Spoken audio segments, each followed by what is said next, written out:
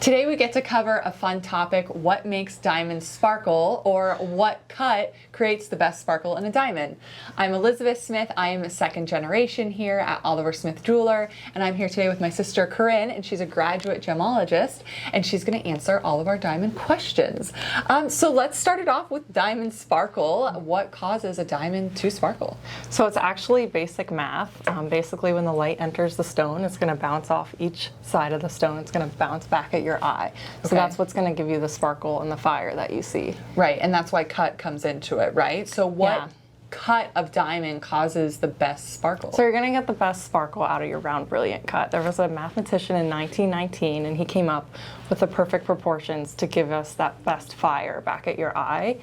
There's a lot of things that play into it, but the most important thing is to get a diamond with excellent cut. Okay. So you can only get excellent cut in a round brilliant. And I think that's important to cover because, especially when people are diamond shopping, they care a lot about the carat weight or the size. Right. But the cut is super important. That's going to give you the most flash and the most sparkle, right? I would say out of the 4 C's, the cut is the most important. And it's not cut like the shape of the stone. Like, there's an actual grade on how that stone was cut, and it is one of the most important 4 C's.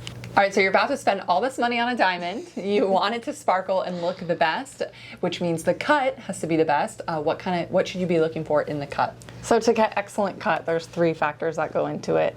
And the first one's going to be your face-up appearance. So that's going to be 3 things. It's going to be brightness, scintillation, and fire.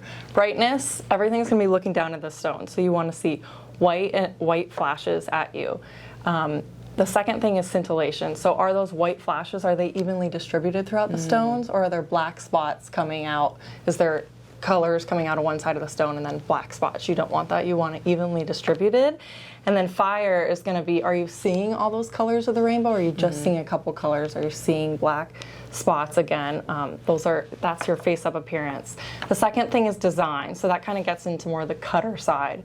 So you want to make sure the girdle of your stone isn't taking up too much weight. Okay, because that's the whitest part of the stone? Yeah, so that's going to be like the belly. You don't want to pay for a 1.5 carat and be looking down at the stone and see a 1.2 carat. Sure. You also don't want that girdle to be too thin. That will make the diamond vulnerable and affect its durability when it is set in prongs. It's a little bit thin, it can chip. And the final thing is craftsmanship.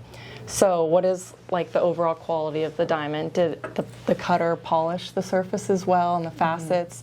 Are there an even number of facets, or is there an extra one thrown in there somewhere? And then we have symmetry, which is, are those facets all the same size? So ton goes into cut. You just said, how can you make sure that a diamond has all those things if you aren't a graduate gemologist? Right, so GIA is the one place we look to that certifies all stones that we can actually trust. So you definitely want to make sure your stone is GIA certified. Any renowned jeweler is going to suggest that anyways, but you want to make sure you get a GIA certified stone. And then what is the grade that stone has that includes all those things you just said that are so important? That's going to be excellent cut. Okay. So it starts up at excellent. You want excellent. I mean, you can kind of get into very good cut, but really for a round brilliant, you want excellent cut. Okay, so let's talk about the diamond shape. You said round brilliant has the most sparkle to it. Is it just round stones? What about emeralds or pears? Yeah, so the fancy shapes get a little bit more different because there's no correct calculations to get that perfect proportion for excellent cut. And what's a fancy shape? Any other shape, basically radiant, we have emeralds cut, oval, marquee, any other shape that's not round. So you want to make sure you're working with a jeweler who has a ton of experience looking at stones.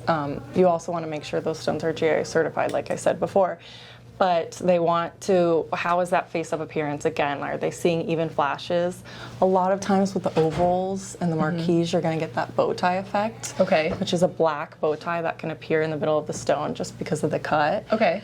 It's kind of hard to get past. Like, you're gonna have to work really hard to find a stone without one completely. Okay, interesting. But you want to get a great cut in that stone because you don't want the bow tie effect. Also, a lot of that space, that weight can get built up in the pavilion, so you don't want a bulgy pavilion. So you just want a jeweler you trust who is knowledgeable on these things and will find you the right cut. What do you think as far as different shaped stones? Can you really notice the difference of a sparkle in an oval versus a round brilliant? Yeah, the round is definitely just going to flash at you. Most of the time. A lot of emeralds cut is a hard one because it's a step cut. It's a totally different cut. So it's going to have less sparkle, but still be beautiful. Yeah, it depends what's important to you. Yeah.